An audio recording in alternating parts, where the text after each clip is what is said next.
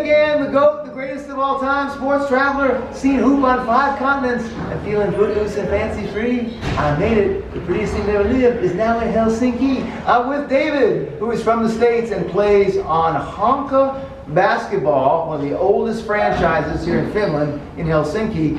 They had their heyday in the late 60s, early 70s. You want to know what they was called? The Playboys. I can't make this shit up, folks. If you don't believe me, ask the other dude I interviewed. Now, let's get to know David. David, where are you from in the States? I'm from Georgia. Yeah, Marietta, Georgia. Marietta, outside. Oh, Atlanta. Now, where'd you play your college ball? University of Richmond. Okay, the Spiders, which is, by the way, if you ever get a chance to go to Richmond, it's got VCU, great basketball atmosphere. The campus, it's downtown. Beautiful campus. The University of Richmond Spiders in the suburbs, gorgeous campus. Now,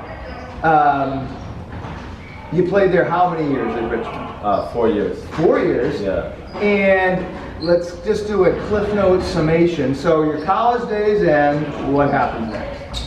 So after college, I ended up in France for a few months in Pro B, so that's the second league. Okay.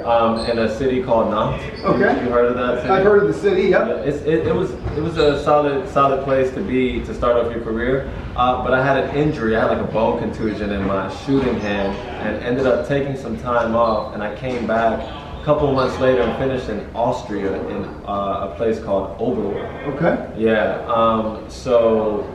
From Austria. Then I went to the Netherlands in a place called Den Bosch. The club at the time was called Eiffel Towers, also rich history, kind of like the Honka Club, really rich history. Okay. Won a lot of championships there, and then the next season I went back to Austria. Okay. To a place called Wels, Austria, so that's more in the west. And then I went back to the Netherlands to the same team. Yeah. Okay. So then from the Netherlands, I went to, that's when I came to Finland for the first time. That was in 2014, and I played in Lahti. Okay. Yeah, I played in Lahti. And then the next season, I went to Kouvola, which is just not maybe 30, 40 minutes. Another Finnish team. Yeah, another Finnish team. Okay. Then from there, I went to Germany for 2 years, and I started with Ludwigsburg.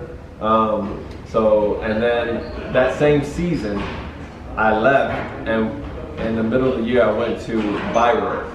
Yeah, Bayreuth is what they call it. So this another is in the German Bundesliga. Yeah, another German team in the Bundesliga. Which is the top league? That's the top league. That's the top league in Germany. Yeah, that's a really strong league. And then from there, I signed with a team that just moved down from the top league. So we played in the second league.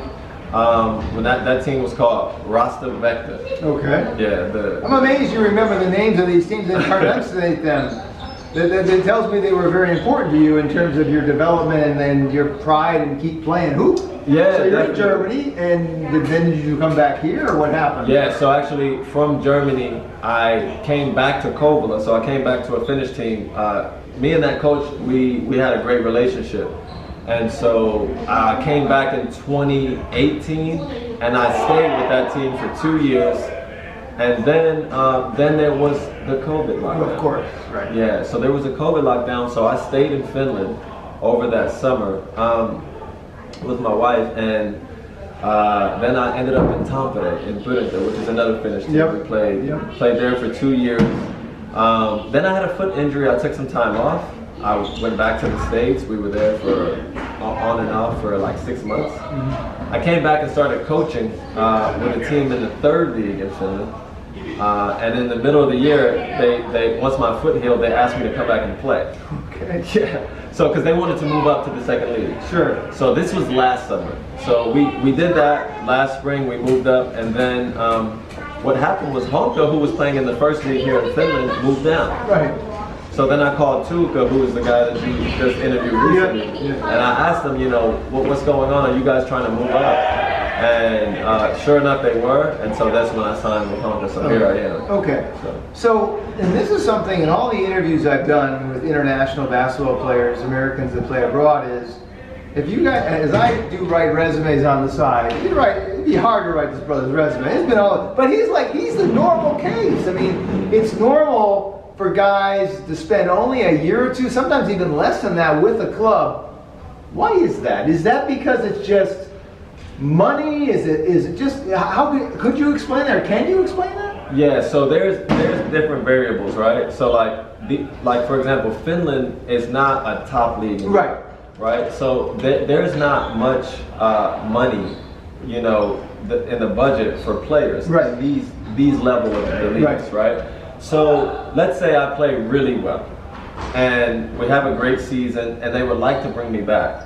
Well, there's no way that they can bring me back for the same price that they originally signed me for last season. Right. So now, most of the time, that player is going to become too expensive to re-sign them. Right. So he goes to another country that has the dollars. Yeah. I see what you mean. Yeah. So that happens a lot. You see guys signing multi-year deals in the high-level top leagues of Europe because they have the budget to bring these guys back. Yeah. So that's actually an excellent, and thank you for doing that. So you've got the NBA, the EuroLeague is number 2, and then you've got some really premier leagues like Bundesliga in Germany, Italian league is pretty good, Spanish top league, where maybe they can afford to keep their top dogs, but then you have these other leagues where it's particularly challenging, and if a guy has a great season, takes him to the championship, well, we all know what's going to happen. Kind of like, you know, the small market teams in American sports. He's going to sign with the Yankees or the Lakers or whoever, right? So thank you for explaining that. Now, the other interesting thing that I've noticed in talking to guys, because I've been to South America, Australia, I've been everywhere, man, as Johnny Cash would say, is that it is about relationships and networking, and you just alluded to it. So he reaches out to the big man. You watch that interview with Tiku.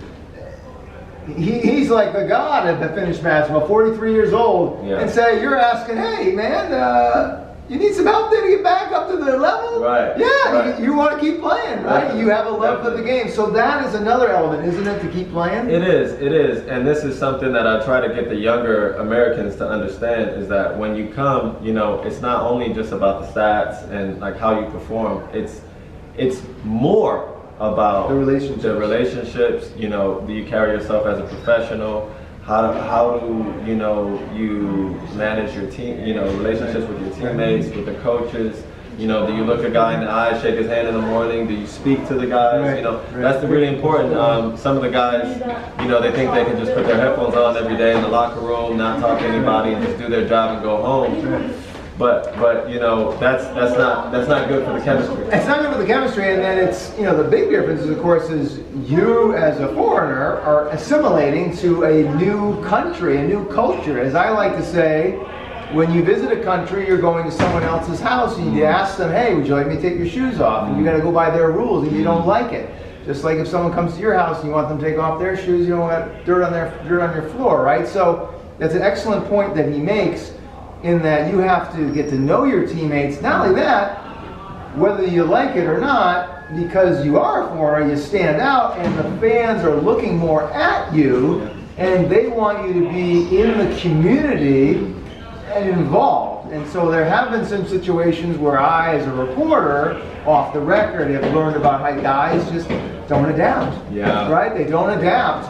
And they get cut by the team because the fans think that whether rightfully or wrongfully, the player is being arrogant. The player may be saying, hey, you know, you're just not, you're prejudging me, you're not getting to know me. But the reality is you're a public figure, even in a small country like Finland, because you're not the Caucasian guy out there per se, let's just say, without going down that road, right? So I think that's another important point. So let's summarize this. How many years, because you're still playing now, how many years of international basketball have we got here? 10 years? How long have you been playing? So this is year 14. 14 years with this brother. Now, how many more years you want to keep playing, or are you like the big dog? You gotta take it 1 year at a time? Yeah, basically, as if I'm healthy and I'm still making an impact. Sure. You know, when I play, if my team is still winning more games than we lose, right? You know. And they want to re-sign me back. Right, they gotta want you. Yeah, they have to want. I mean, gotta be a two-way street. Yeah, exactly. So once the deals stop coming, that's when I know it's my time. Yeah. Now, you mentioned you've done some coaching. Is that your vision? Once you do sort of say, okay, that's it. So I think I'm more into skills training than I am the coaching. Is a really tough job in Europe because there's not much money in it at these levels. So when you say skills training, do you want to maybe have like an academy and teach kids, hey, the best practice of dribbling, the best practice of free throw, the best practice of keeping your body in a good shape? That's like a niche kind of coaching? Definitely. Okay, something more along those lines, and maybe not even doing it full time. Sure. Because one problem, and this is even in the States, gym time is really difficult. Sure. Gym time's like gold. Yeah. You want to do some skills training. Yeah. And But, you know, if you live in a place like me, San Diego, California, America's finest city, your gym could be outside 365. that's a really good point. I got some guys that are on the West. Yeah. They have so many clients. It's a little expensive out in San Diego, a little bit more than Hialeah. But yeah, Definitely. But no, that's interesting. So I always ask this final question of every guy I interview, just to give the viewer, the perspective in America. And you're still playing, but up to this point in your career, what's been your proudest moment? It could be from international, it could be from high school, college. Oh. Proudest moment from basketball. Could be individual, man. could be team, could be anything. Yeah, wow, that's really good. I Probably you could use one or two. I would say my college career in general. You know, at Richmond, that's where I became a man. Okay, interesting. That's where I really grew up, and that's also where I met Jesus in a real way. Interesting. So that really was an impact for me at the end of my freshman year. I came into college really arrogant, like most 18-year-olds. You know, you come in, you have big dreams. You're not really maybe listening so much to the coaches or your parents. But you're also 18. But you're 18 also. Yeah. And you know not mature either at 18. You're not mature. Even, you know what I mean? Even if you're a mature 18-year-old, you're still 18. Exactly. But I get where you're going. Exactly. And so, you know, that was a time for me where I needed to find stability and fast. Mm-hmm. And so, you know, you probably remember this guy, Tim Hightower. Mm-hmm. He was the running back at Richmond. He ended up going to the NFL. Sure. Yeah, you know, played in the Super Bowl with Kurt Warner. So Tim was a big inspiration for me and for all the athletes there. Sure. And he was very outspoken about his relationship with Jesus. And because he was such a great athlete, he was a good-looking guy, muscles popping out of everywhere, and he was a two-sport athlete. Many people don't know he was a really good basketball player too. Wow, okay. So he had a huge influence on me, and from that point in my life, at the end of my freshman year, that's when I started to grab a hold of concepts like discipline, you know, humility, right? These types of things, and you know, that's been probably the most important thing for my personal life since that time. So Sure. it'll always be, you know, I'll always remember when I think about basketball, that'll be the special time in my life where I met Jesus at the end of my freshman year. And then the coaching staff was great at Richmond. A lot of those guys are still there. Chris Mooney, the head coach, still there with many of the same assistants. And we played the Princeton offense for 4 years. So that's where I got to know, you know, some of the finer details of the game that I didn't get to see those details in high school. I went to Wheeler High School in Marietta. You know, we didn't lose a game in Georgia. We had a lot of talent there, so we didn't have to, you know, learn any fine details of basketball. We just going one-on-one and just winning off of talent. So, and the coaches also, they were many of them married men with children, and for me, that was something special for me to be around other men who were into basketball, but also had high moral character and were teaching young men to become disciplined and trustworthy individuals. And that also added a lot of stability to me. And so the relationships that I have with those coaches, I still have today. Sure you do, yeah. It's very important for me. And so I try now, understanding how important it is for the young guys to have stable examples, you know, in their lives. And like I was saying with the Americans, you know, when they come in, I try to tell them small things. How important it is to keep your apartment clean, to leave it in the same or better condition than when you got it. Right. How to show up on time, how to look coach in the eye and say hello and good morning.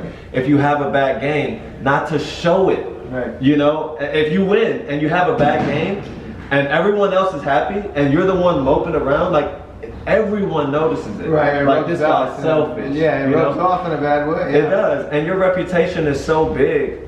When it comes to Europe, your reputation is everything, because after you finish a season, even if you have good stats, the next coach that's interested in you, he's going to call your former coach. Yeah. These guys are like, everybody knows everybody. Everyone is such a small world. Yeah. And coaches tell the truth about players. Right. And because their reps on the line also. Right, and you can't hide it either, because you're a public figure. Definitely. And it's not just public figure on the court, it's how you behave in public. It is. You don't want to get in trouble, do something stupid. Right. So the proudest moment was really your growth and development. Yeah. And there's a basketball angle to it because of the coaches and the athletes. Is there another proud moment, or you want to share, or you don't have to? So here's the thing. I have won.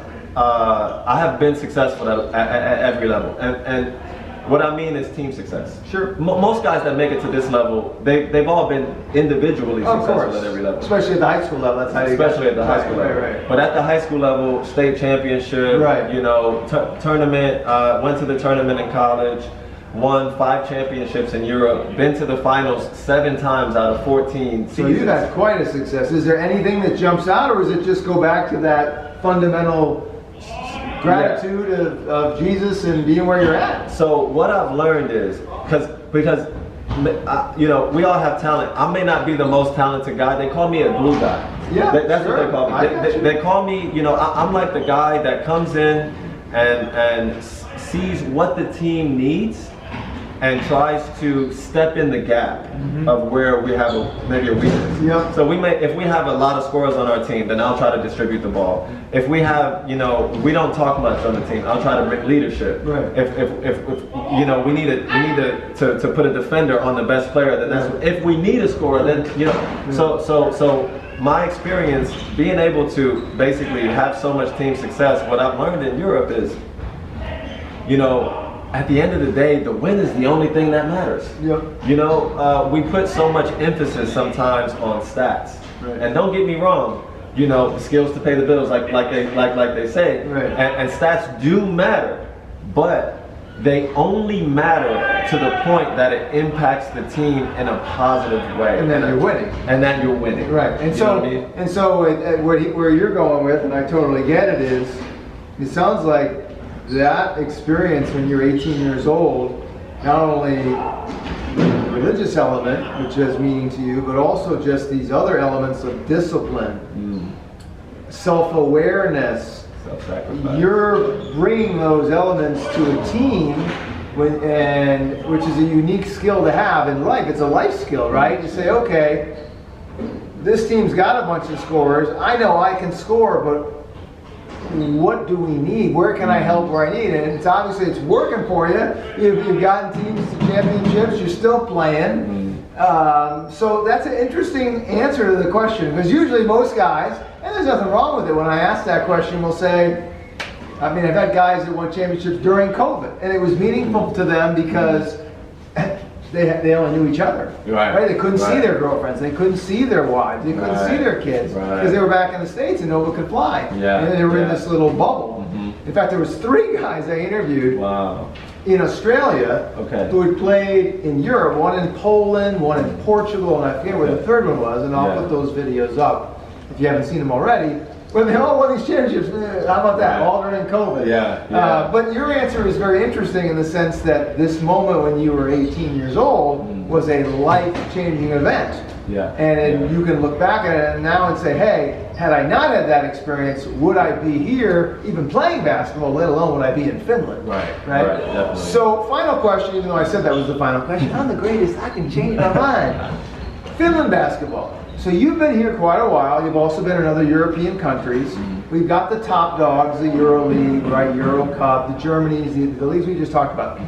Have you seen growth here, even though the challenges are obviously population and basketball is not number one sport here? But is the growth here such that, like, you're hosting the Eurobasket here next year, we might see Finland pull off an upset here or there? Are you seeing that kind of Well, definitely. You know, with Lauri Markkanen being in the league, I think that brings way more attention to basketball in general. Every time the Finnish national team, the Susijengi guys, go out and have success, it brings more, more attention. And so you see more of the young kids really getting into basketball. And sometimes, after practices, we'll have clinics scheduled. Some of the older players will go and, we'll take part in the clinics, and we'll just, be there supporting the coaches. And I went to one last week, and these kids were like anywhere between 8 and 9 years old. And I was shocked to see the level of skill that they had and the moves that they were doing, different things that we teach the adults, like when you're going through a tight space, to gather the ball in different gathers. And I'm watching these young kids split 2 defenders with a James Harden type of typical gather and the ball, and I'm just like, this is going on in Espoo in Finland at 8 or 9. At 8 or 9. Wow. And so I'm excited to see what the future holds. Right now, I think Finnish basketball, the Korisliiga, is still like our top league. Right. Yeah, it's still recovering from the lockdown with COVID. So I'm amazed that they were able to keep the league intact, and that we still have a league here. Right. That we survived COVID. Right. Because they had a lot of challenges with sure. that. A smaller country, Yep. It's really tough. Yep. So and now you're starting to see more Finns. This is always a good sign. When you see the local guys leave and go play abroad, sure, outside, absolutely, you're seeing that a lot now. So the league might struggle because most of the good Finns are like in other countries playing. But it's great for Finnish basketball because it shows that, okay, if other European countries are interested in Finnish players coming and playing on their teams, that shows that something's going well. Right, and I think next year hosting the Eurobasket is not only an opportunity to grow the game and market the game within Finland, but as I was alluding to, it could be a chance for Finland to say, hey, don't take us for granted. We may be hosting this tournament, but we're not going to be nice to you on the court. We might actually beat you. Yeah. So, David, thank you so much for your time. Thank you, man. Learned a lot about international basketball from David, player, coach, skills trainer. Shared his personal perspective with us. Hope you enjoyed the video. It's the GOAT over and out from Finland. We'll see you next one. Bye. Thanks a lot for your time, man. Very grateful.